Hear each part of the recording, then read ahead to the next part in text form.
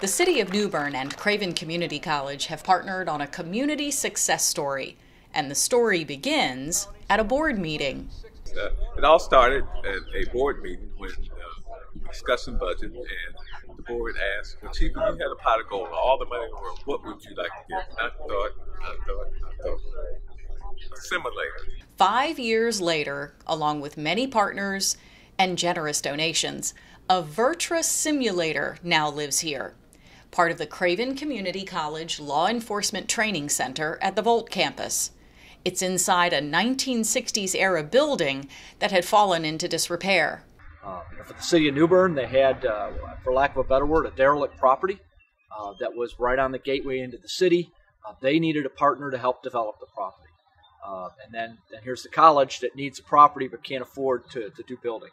The city's old stormwater maintenance facility, and before that its leaf and limb facility, has been completely renovated, including soundproofing and room darkening insulation, into now classroom and office space, a kitchen, and a dark room for the simulator. I'd like to give a very special thank you to the City of New Bern, and in particular to City Manager Mark Stevens and to Matt Montaigne's Public Works team. Without their stalwart partnership and their leadership in action, today's ribbon cutting would not have nearly been possible. At the official ribbon cutting, everybody got a look at the VirTra. It's an interactive, state-of-the-art training system that uses real-life imagery and scenarios. It tests a law enforcement officer's response and their ability to de-escalate situations.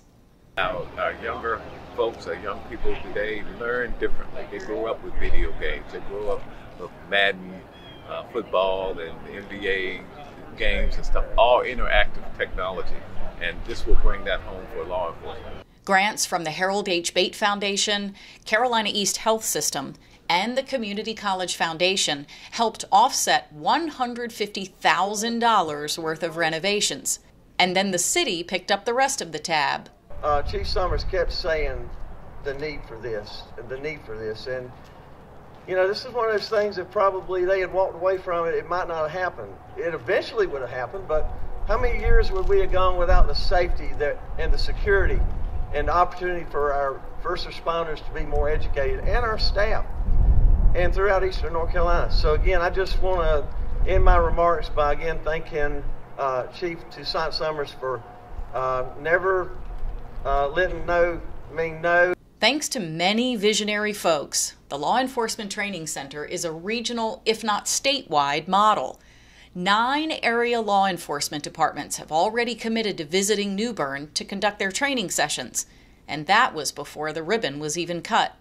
A partnership and a success story to be remembered for a long, long time.